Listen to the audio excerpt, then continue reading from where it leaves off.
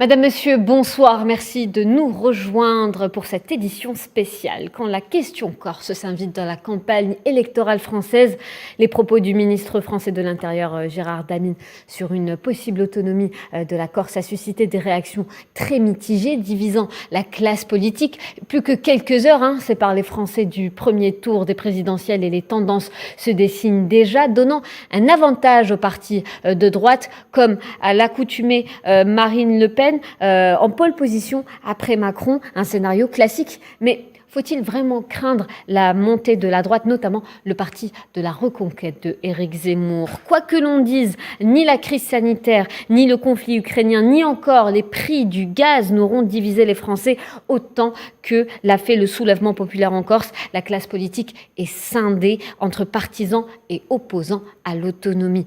Entre l'image d'un président complètement reluisé après l'offensive en Ukraine et un Zemmour qui prend ses délires pour une réalité, qui les Français vont-ils choisir? On va en parler ce soir avec nos invités. Monsieur Gamal Abina, bonsoir. Bonsoir. Vous êtes journaliste indépendant, expert en relations internationales. Merci à vous d'avoir répondu présent, comme à l'accoutumée. Et nous allons en parler également avec monsieur René Naba. Bonsoir, monsieur. Bonsoir. Vous êtes écrivain, journaliste libanais. Merci, messieurs, de nous rejoindre pour parler justement... Pas uniquement libanais. D'accord.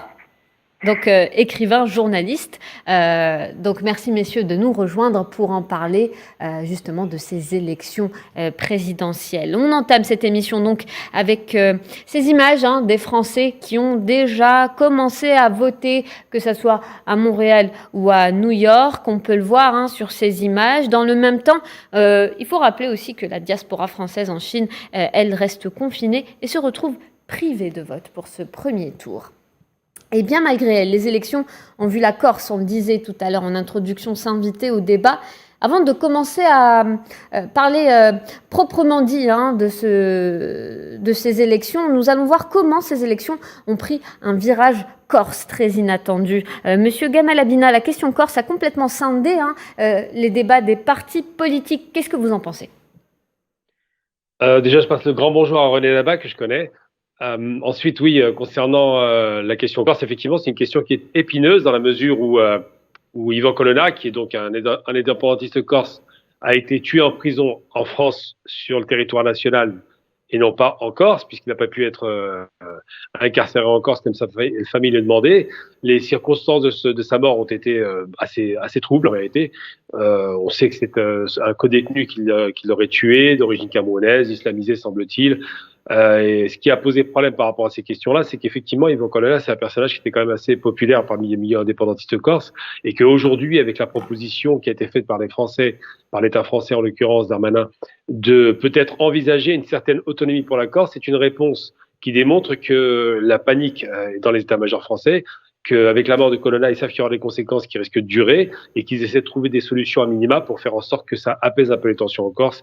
On a bien compris que d'un côté, il y a une droite dure qui n'a jamais laissé la moindre concession et que la question corse sera peut-être un élément de tension pour les prochaines municipales. Les propos du ministre français de l'Intérieur Gérard Darmanin sur une possible autonomie de la Corse a suscité des réactions, nous le disions, très divisées des candidats à la présidentielle. Gamal Abina, vous venez de le mentionner, la droite, les partis ont pointé du doigt Macron, dont Valérie Pécresse, qui a accusé Macron de céder à la violence, ce qui n'est pas sain. Monsieur René Naba, elle-même parle de démantèlement de la France. Qu'est-ce que vous en pensez? Non, on n'en est pas à ce stade-là. La France est en phase d'essoufflement et même en phase de perte d'équilibre. On se souvient que Emmanuel Macron, lorsqu'il a été se rendre en Arabie Saoudite en fin décembre 2021 pour lever l'ostracisme qui frappait le prince héritier saoudien, avait dit la France est un pays, une puissance d'équilibre qui parle avec tout le monde. Or, elle allait en Arabie Saoudite rencontrer l'agresseur du Yémen, disant que la France est en perte de repères et en perte d'équilibre. Elle est en phase de dessoufflement. Elle a perdu la guerre en Syrie, elle a perdu la guerre au Mali, elle est en train de se retirer. Ça lui donne un peu de la rigueur maintenant que Emmanuel Macron est président de l'Union européenne. Ça lui permet de faire une posture diplomatique internationale durant la guerre d'Ukraine, mais il ne faut pas se leurrer. La France est en perte de vitesse et d'essoufflement. Elle est en perte d'équilibre. On s'en constatera ça après l'euphorie de la fin de la guerre d'Ukraine, qui est d'abord la grande perdante, c'est l'Europe, parce que après tout, on nous dit partout qu'il y a un grand remplacement des basanés. Le blanc vont être remplacés par les basanés. Et la guerre d'Europe, c'est la guerre entre des blancs. Donc, ce sont des blancs qui sont en train de tomber encore. Ça va affaiblir l'Europe considérablement. Et donc, après, au réveil, au terme de cette élection présidentielle, qu'on verra que la France est devant un champ de ruines monumental affligé par le Covid, les innombrables dépenses qu'elle a occasionnées à cette occasion pour combattre le Covid, les frais d'intervention au Mali depuis 11 ans, la guerre de Syrie qu'elle a perdue, son exclusion du marché du Pacifique, Indo-Pacifique avec les sous-marins australiens, ça fait beaucoup de choses. Vous savez, la France est le seul pays membre permanent du Conseil de sécurité qui n'a pas pu trouver un vaccin contre le Covid, alors qu'un petit pays comme Cuba a réussi à le faire. Que même l'Iran, la Russie, la Chine, qui sont galvaudés et fustigés, ont réussi à trouver un système immunitaire, alors que la France nous dit l'excellence française.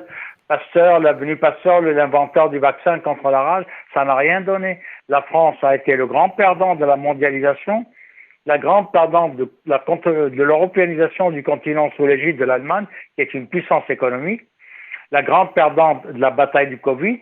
Et vous savez, au classement mondial des puissances, la France est une 7e puissance économique. Elle est dévancée par l'Inde, le Japon, l'Allemagne, et de la Chine. Ce qui veut dire le Japon et l'Allemagne, qui sont les deux grands vaincus de la Deuxième Guerre mondiale, qui ont réussi à réopérer un redressement et à prendre la tête du groupement des pays industriels, et la Chine et l'Inde, qui étaient au début du XXe siècle, sous domination coloniale occidentale. Donc la France est déjà reléguée à la 7e puissance. Pour peu qu'un grand pays comme le Brésil ou le Nigeria où l'Inde commence à grimper, ou la Corée du Sud, et la France ne pourra plus faire partie du G7. Elle sera reléguée au G8, à le même niveau que la Russie. Or, le G8, maintenant, elle est déjà, sa position est menacée au sein du Conseil de sécurité des Nations Unies, parce que les Anglais réclament et disent pourquoi la France représente l'Europe alors qu'elle n'a plus son empire. Elle a été membre du Conseil de sécurité parce qu'elle avait un empire colonial. Merci, elle l'a plus. Donc, il vaut mieux céder cette place à l'Union européenne. D'accord. De tout ça, on n'en a pas parlé dans la campagne électorale.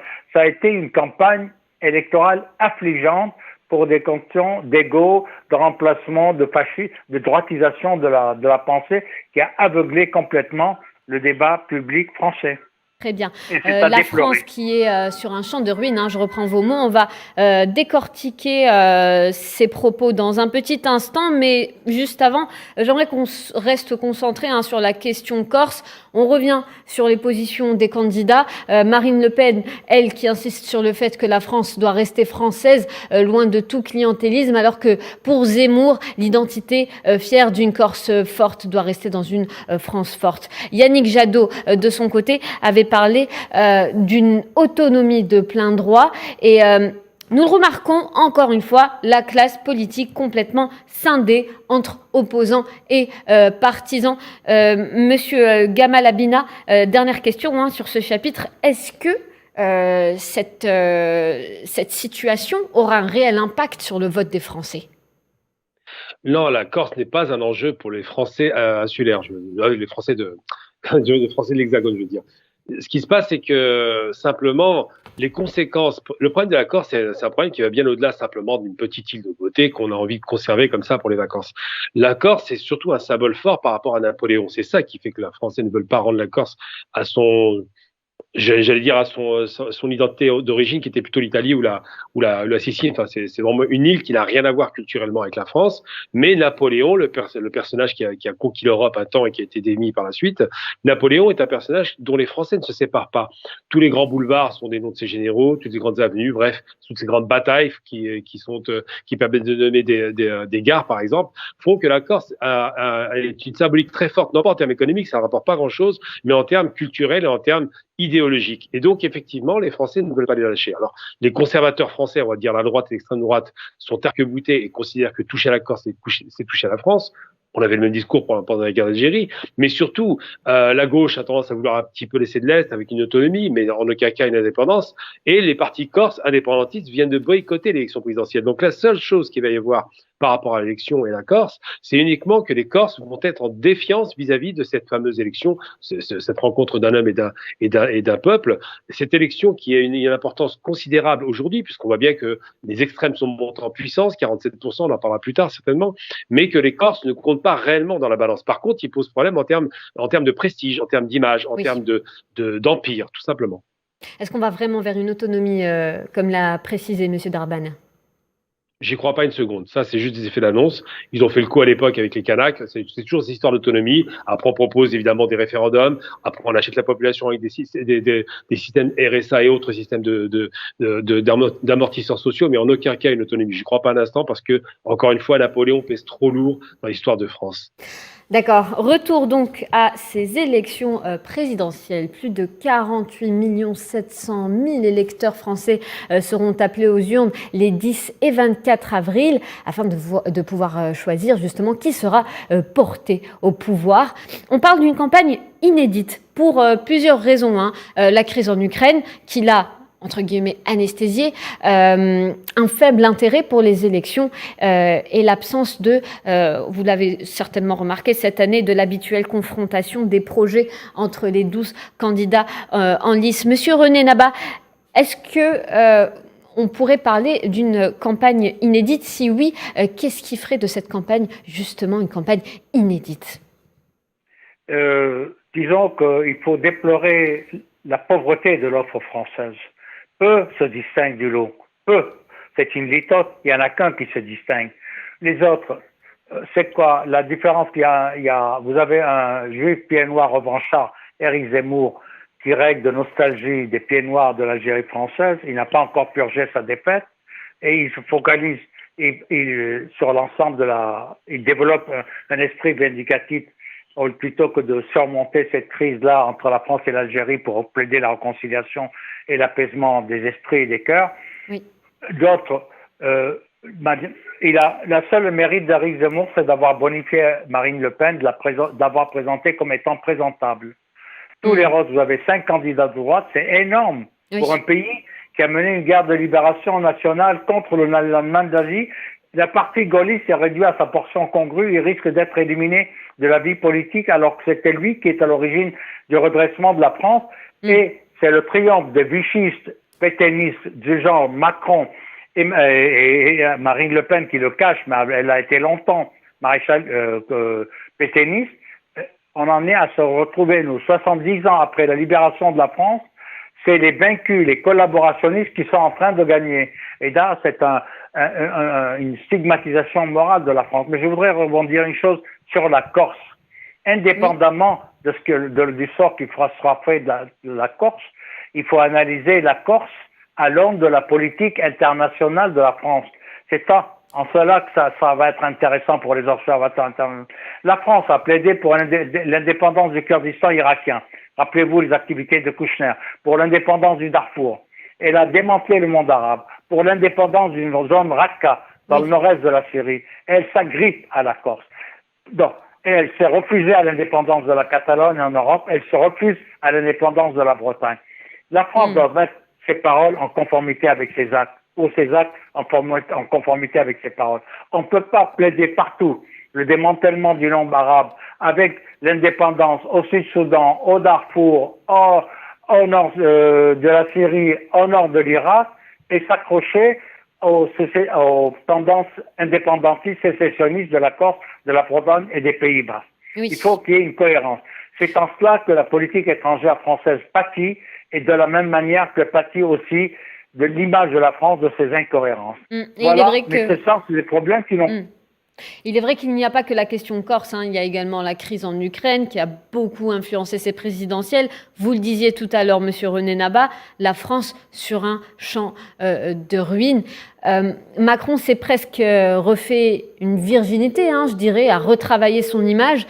La crise en Ukraine qui a contribué à embellir l'image de Macron qui était carrément en chute libre dans les sondages après la crise sanitaire. Alors cette crise, est-ce qu'elle va jouer sur les urnes, Monsieur René Nabat?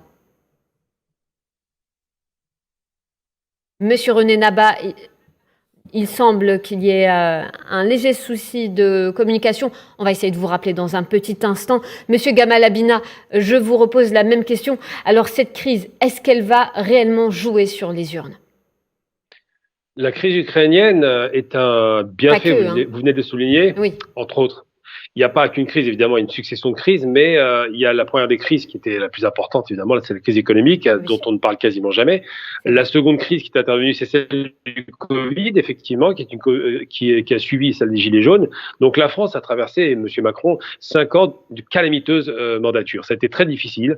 Je ne sais même pas pourquoi les se représentent, tellement ça a été compliqué. Mais une chose est certaine, c'est que la crise ukrainienne est en plus de la fin de la crise, parce qu'il ne faut pas oublier qu'on est en fin de crise du Covid, une victoire pour Macron qui se présente avec la crise du Covid comme étant celui qui a réussi à gérer, et il a relativement bien géré, il faut lui reconnaître cette qualité, cette crise, qui se présente comme étant celui qui a retiré les masques, qui a fait en sorte que tout le monde soit vacciné ou quasiment, qu'on ait réouvert les espaces de vie, je veux dire les restaurants, les cinémas, qu'on ait plus ces contraintes qu'on a obtenues. Donc en général, les Français avec une mémoire courte ont le sentiment que effectivement c'est le libérateur de la France qui a vaincu le Covid. Et là-dessus, ça fonctionnait. Ensuite, il se présente en étant président de l'Union européenne sur la présidence tournante comme étant le négociateur direct de Poutine. Bien que sa tentative de négociation ait été un échec, il garde toujours un lien avec Poutine et continue à discuter. Et ça, c'est perçu par les Français de façon très positive, parce qu'effectivement, un sondage a révélé que les Français ont le sentiment que les Russes, quelque part, se défendaient. Donc déjà, ça veut dire que les Français ne sont pas foncièrement anti-russes, mais surtout que le fait que Macron garde une posture plutôt équilibrée, contrairement par exemple à la Pologne qui est très très agressive, les États-Unis qui sont dans l'insulte ou l'invective, et puis le reste de l'Europe qui a beaucoup de mal à se positionner, sauf les Allemands bien évidemment qui ne veulent pas de tension, eh bien les Français passent pour des modérés, pour des modérateurs. Et ça profite clairement à Macron dans sa campagne, parce que en plus de cette façon de vouloir récupérer, j'allais dire, accueillir massivement tous ces réfugiés ukrainiens avec des dispositifs qu'on n'a jamais vu nulle part depuis la Seconde Guerre mondiale, oui. Il montre aussi l'image de quelqu'un de modéré, d'un chef d'État. Et c'est ce que les Français aiment voir. Et ça explique pourquoi, d'ailleurs, dans les sondages, il était déjà en train de remonter après l'ouverture, après la suite du Covid, donc après l'ouverture la restriction des interdictions liées au pass sanitaire. Et surtout qu'il est monté en puissance avec cette posture qui s'est montrée d'un chef d'État international qui essaie de gérer au mieux les affaires de l'Europe. C'est ça, un chef d'État international. Et justement, beaucoup de candidats ont énormément surfé sur la vague de la crise sanitaire, mais également de la crise en Ukraine. Est-ce que c'est suffisant pour prétendre à la magistrature française? Monsieur René Nabat, vous venez de nous rejoindre une nouvelle fois. Il faut beaucoup plus que ça. Le problème, c'est qu'il y a très peu qui ont une dimension internationale dans ce débat. Éliminons Lassalle, Jadot, c'est rien. Et il reste que très peu finalement.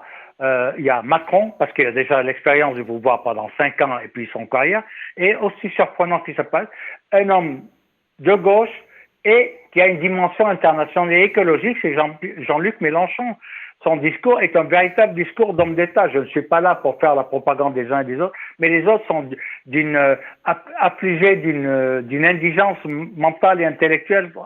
Les discours de Jean-Luc Mélenchon sont d'un discours d'un homme d'État qui a une vision globale. C'est le seul et l'unique depuis 2 campagnes électorales qui parle de la dimension de la France en tant que puissance maritime. La France est la 3e puissance maritime au monde. Les océans sont le demande de conquête du futur avec les exploitations du sous-sol, de la richesse et de la nourriture, de l'alimentation de la planète. Oui. Et bien la France néglige tout ça. Et la France a négligé le Pacifique.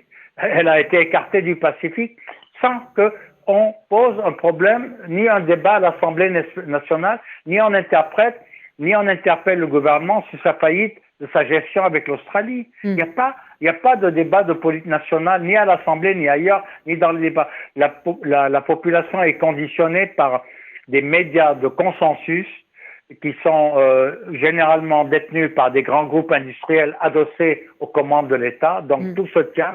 L'État défend les grands groupes industriels qui défendent l'État par alors une politique. Donc tous les pensées dissidentes sont criminalisées. Cela s'est passé en Syrie, ça se passe au Mali. Au Mali, je ne comprends pas comment on a pu gérer ça sans qu'on se pose la question de la responsabilité de Nicolas Sarkozy dans la destruction de la Libye et donc la déstabilisation corrélative du Mali par son alliance, lui, le pays de la laïcité, la France, avec le Qatar, le parrain des frères musulmans. Il y a des incohérences. Tous les débats de fond de la politique française sont occultés. On se regarde dans la glace, la France est grande, la France en est la patrie des droits de l'homme. C'est quoi la patrie des droits de l'homme? À un moment donné, il faudra que quelqu'un dise, c'est quoi cette patrie de droits de l'homme qui s'est permis d'avoir un code noir et un code de l'indigénat, qui sont des codes établis selon des bases de classification gobino-darwinistes qui sont contraires aux principes de la liberté, de l'égalité et de la fraternité. Il y a un très mal profond en France. Et c'est pour ça qu'il y a des crises subentrantes avec l'Algérie, parce qu'on on a gardé l'impensé colonial, on l'a jamais purgé au bout. On va dire, regardez en face, on a fait des bêtises, tournons la page et promettons-nous de ne pas recommencer. 4 pays africains ont eu des manifestations anti-françaises dernièrement contre la France. Au Mali, même au Sénégal, l'enfant chéri, la France, le Sénégal, le Burkina Faso. La France doit s'interroger. Tous ces débats-là n'ont pas eu lieu on parlait de quoi actuellement? Uniquement la Russie, parce que c'est l'Occident qui a le monopole de décréter qui est l'ennemi, le bien et le mal, alors que c'est l'Occident qui a été le seul continent au monde à avoir utilisé l'arme atomique à 2 reprises contre un pays d'Asie, le Japon. L'Occident, les États-Unis ont été l'unique pays au monde à avoir fait un usage massif des gaz chimiques avec l'agent orange au Vietnam, mais on criminalise tous les autres pays qui ne sont pas de l'OTAN. Ces débats-là n'ont pas eu lieu. Il faudrait qu'il y ait une lecture fractale de l'histoire de la France, et c'est pour ça que j'interviens sur la télévision, sur un média algérien, pour vous inciter à induire une réflexion future sur vos relations avec l'Algérie, votre relation avec la France, à partir d'une lecture fractale et de lui pointer les non-dits de la France. Comme ça, vous aurez un dialogue très positif au lieu de faire des récriminations réciproques. Prenez ses propres comportements et renvoyez-lui à sa propre face ses propres méfaits pour qu'elles aient un sursaut de conscience et se livre à une analyse critique de son comportement passé pour éviter la commission des erreurs futures. Merci, monsieur René Naba. Et on l'a bien compris. Pas monsieur. Je suis journaliste, je ne suis pas un monsieur. Très bien, René. Merci René. Donc on l'a bien compris, vous avez imagé le mal profond de la France. Monsieur Abina, est-ce qu'on peut corréler ce mal profond avec le fait qu'il existe aujourd'hui 4 partis de droite pour ces élections? Et comment expliquer déjà la présence de 4 partis de droite? Déjà, il faut être très précis, c'est 3 partis d'extrême droite, un parti de droite qui s'extrémise, effectivement. Alors, la France est le pays, vous le savez très bien, de Voltaire et de Rousseau. Mais c'est aussi, et c'est bien que René Naba le rappelle, le pays de Gobineau et de Drummond, l'antisémite. Donc, c'est un pays qui a effectivement des courants qu'il traverse. C'est celui qui a inspiré indirectement le nazisme en Allemagne, à cause du traité de Versailles, mais surtout des idéologies qui étaient nées ici, malheureusement, le racialisme et l'essentialisation des peuples, la raison qui a conduit à des extrémités aussi dans la pensée du rapport à l'humain, quand on a voulu faire du naturisme, donc on a classé les peuples entre eux, les races entre elles, comme ils les appelaient à l'époque. Donc ce pays est traversé par plusieurs courants idéologiques très forts. C'est un pays qui a provoqué une révolution qui a eu des conséquences extraordinaires à travers le monde, puisque la République a été réinstallée en Europe par la France. Donc tout ça, ça a donné des conséquences très lourdes et en même temps des fractures très lourdes. Et c'est bien de rappeler que la France est un pays qui est pétri de contradictions. C'est pas le pays des droits de l'homme, ça c'est une bêtise. C'est le pays où on a déclaré les droits de l'homme, c'est nuancé. C'est-à-dire que la déclaration ne veut pas dire que ça vous appartient. C'est une déclaration qui était vouée non seulement à la population française et aux citoyens, mais au reste du monde comme modèle. Et aujourd'hui, la France a 4 partis effectivement de droite ou de droite très dure, voire d'extrême droite, qui s'expriment. Alors je voudrais exprimer aujourd'hui, puisque je suis algérien d'origine, avec ma première carte de nationalité était algérienne, donc les choses sont très claires, le décor est planté. Un propos tenu par ce qui a été à tort appelé par René Labat un juif pied noir. Ça n'est pas un pied noir, c'est un juif algérien. Les pieds noirs, c'est les Européens. Donc lui, il n'a rien à voir avec l'Europe. Et donc ce juif algérien a dit plusieurs fois dans les médias des bêtises assez extraordinaires, dont une qui m'a fait rigoler récemment. Il a dit que le mot Algérie était inventé en 1836, sous-entendu par la France. Or, si ce monsieur est un petit peu cultivé, ce qui n'est pas, c'est une réponse que je veux donner aux Algériens pour qu'on ait enfin une réponse sérieuse. Le mot Algérie est un mot qui commence par un AL, donc un mot d'origine arabe, comme alchimie, comme alcouve, comme alcool, comme beaucoup de mots comme cela, algèbre. Déjà, c'est la première piste de réflexion. Et ça vient d'un mot d'origine arabe transformé par les Espagnols, El Jazair, El Jazira, donc les îles. Et donc, quand M. Zemmour s'exprime et affirme des choses aussi ridicules parce qu'il a peu de culture, et je maintiens je dis haut et fort, il a peu de culture, il fait partie effectivement de ces gens d'extrême droite très peu cultivés, il vous assène des vérités devant des gens qui sont souvent ignorants et qui finissent par accepter ce genre de stupidité. Eh bien, malheureusement, la France se fait balader par des gens d'extrême droite qui leur réécrivent l'histoire, comme tout à l'heure l'a dit René Labat, Madame Le Pen qui devient gaulliste alors que son père était son pire ennemi. Il aurait voulu la mort de Gaulle, que les gens qui ont fondé le Front National viennent souvent des anciens nazis, des anciens pétainistes, mais surtout des anciens de la guerre d'Algérie, de l'OS et de tous les courants terroristes qui existaient en Algérie. Et donc tout ça pour dire que la France, effectivement, a 3 partis qui correspondent en gros dans les sondages et 47% d'extrême droite, donnaient des leçons aux Allemands très longtemps et trop longtemps, alors que finalement le pays qui a le plus d'extrême droite au monde aujourd'hui, c'est la France. Pourquoi ? Parce que le pays va pas bien, comme en Allemagne dans les années 30, 6 millions de chômeurs, un problème de personnalité, d'identité nationale qui a été relevé plusieurs fois d'ailleurs, un problème effectivement par rapport à une minorité importante, 5 à 6 millions d'étrangers, et un problème effectivement qui est lié à une radicalisation des débats parce que Le Pen a remporté la mise. Il a réussi à distiller dans l'esprit des gens que la problématique en France c'est l'immigration et ce n'est pas le problème de la finance internationale. Et donc c'est très lâche de la part de ces dirigeants d'attaquer ces fils et filles d'immigrés qui ne peuvent pas se défendre, qui ne sont pas représentés nulle part, qui n'ont pas d'organisation ni de lobby. Et c'est beaucoup plus lâche encore de se dire on ne va pas attaquer la finance internationale Wall Street qui fait du mal à la France et qui délocalise nos entreprises. Donc effectivement, la question qui se pose aujourd'hui en France, c'est pourquoi l'extrême droite est aussi puissante ? La réponse, c'est parce que malheureusement, les leaders des partis classiques ont été trop lâches pour étouffer le discours d'extrême droite et pour aborder les questions économiques telles qu'elles auraient dû être abordées dès le départ. Quand on parle de politique, les Français, depuis des années, éprouvent de la méfiance, environ 40% selon les sondages. René Labat, pourquoi, d'après vous, les Français ressentent-ils de la méfiance ? Pourquoi est-ce que la politique leur inspire la méfiance ? 40%, ce n'est pas négligeable. Monsieur, je pense qu'il y a eu une nouvelle fois un problème de communication. Gamal Abina, même question. Pourquoi la politique inspire la méfiance en France ?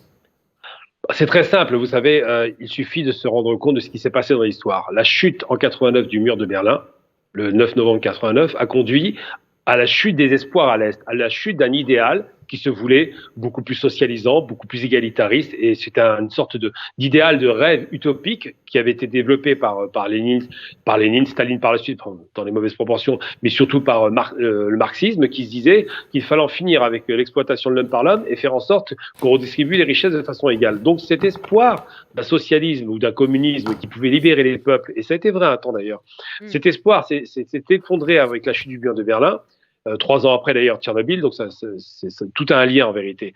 Et ce qui s'est passé, c'est que les gens se sont dit, la gauche finalement, qui était une sorte de faux espoir, n'a pas beaucoup de poids et ne pèse pas grand-chose. Il vaut mieux parier sur le traditionnalisme, sur le repli identitaire, sur le capitalisme simplement, puisque c'est lui qui était triomphant. Et ils ont commencé à être désabusés. Ensuite, deuxième aspect, c'est que la plupart des hommes politiques qui se sont succédés font des promesses, malheureusement, n'ont pas les moyens de les tenir parce qu'ils n'ont plus assez d'argent pour ça, et finissent par mentir à leur population en ne tenant aucun engagement. Et ça, c'est un désaveu de la politique en général qui fait que la majorité des Français, et plus particulièrement des jeunes d'ailleurs, ne votent plus du tout, sont en rupture avec le monde politique parce qu'ils considèrent que ce sont des manipulateurs, des menteurs et des incapables. Et c'est le sentiment général qui reste. La dernière fois, on a vu un homme politique qui a apporté un petit peu d'espoir, c'était Chirac en 95. Très peu de temps après, il fait les essais nucléaires, ce qui était une catastrophe en termes d'image. Mais Chirac donnait un vent vraiment de renouveau, un peu dans le style gaullisme, qui donnait le sentiment que cet homme était un type sympa et qu'on pouvait lui faire confiance. Il n'a pas su gérer la politique nationale, il était bon à l'international. Bilan des courses, les Français n'ont plus plus confiance à la politique française et aux politiques en général. Macron, d'après les derniers sondages, reste stable avec en tête plutôt avec 26,5%, devant Marine Le Pen à 23%. Et en troisième position, on a Mélenchon qui ne bouge pas de sa troisième place avec 16,5%. Dernière question, Monsieur Abina. Alors, est-ce qu'on va vers un deuxième tour 2017 bis, ou est-ce que d'après vous, Zemmour va peut-être créer la surprise cette fois-ci? Alors Zemmour n'a aucune chance de gagner pour deux raisons simples. La première, d'abord parce qu'il n'a pas de programme. J'ai lu son programme, c'est pathétique de nullité. Ça correspond bien au personnage. Donc Zemmour, c'était juste une variable d'ajustement qui était destinée à fragiliser Le Pen et la droite de Pécresse. D'ailleurs, ça a marché sur Pécresse puisqu'elle s'est effondrée. Ensuite, je ne crois pas une seconde à ce bis repetita. 2017, déjà, on avait une surprise de taille. Les gens l'oubliaient. C'est que Mélenchon, qui avait très mal démarré, avait fini à 13% dans les intentions de vote et a fini à 19% aux élections. C'est-à-dire qu'il y a eu un saut de 6 points, ce qui est considérable. Et que là, il y a un phénomène monumental qui est en train de s'opérer en France de la part de l'immigration, particulièrement musulmane, puisque Mélenchon a fait un travail beaucoup dans cette direction. C'est que l'immigration musulmane qui a fait chuter Sarkozy dans un vote de défiance, en votant pour Hollande, fera de même en faveur de Mélenchon. Ça ne veut pas dire que Mélenchon gagnera, parce que Mélenchon ne peut pas gagner au second tour. Il y aura un front républicain contre lui en le prenant pour un fou, ils vont sortir des dossiers, bref. Non, Mélenchon, il risque de l'emporter face à Le Pen et ça peut être la surprise, effectivement, de cette élection. Quant à Marine Le Pen, elle a, pour elle, effectivement, une sorte de vent de sympathie parce que la trahison de pas mal de ses cadres et particulièrement de sa nièce donne le sentiment que finalement cette pauvre victime qui elle-même a été à la traîtresse de son père, faut le rappeler, finit par avoir un discours qui est audible dans une période de crise très prononcée. Mais c'est pareil pour Marine Le Pen, elle a fait des efforts politiquement, elle a reculé sur des questions identitaires, elle a reculé sur les questions de reconduite à la frontière ou de double nationalité. Il n'en demeure pas moins que Marine Le Pen reste la fille de son papa et que quoi qu'il en coûte, la plupart des cadres qui l'entourent sont des gens très extrêmes, pour pas dire extrémistes ou violents, qui, s'ils arrivent au pouvoir, risquent de provoquer de vraies tensions à l'intérieur de la communauté française, qu'elle soit d'origine française ou d'origine étrangère d'ailleurs. Réponse demain, donc à partir de 20h, on aura donc les résultats de ce premier tour des présidentielles en France. Merci Monsieur Gamal Abina d'avoir été parmi nous pour cette émission. Je le rappelle, vous êtes journaliste indépendant, expert en relations internationales. Et merci à Monsieur René Naba, avec qui on a eu un petit problème de communication, qui était présent avec nous également. Il est écrivain, journaliste. Et merci à vous de votre attention. À 18h, le journal télévisé présenté par Riyad Lahri. Quant à moi, je vous retrouve très bientôt sur Al 24 News. Sahaf Turkom.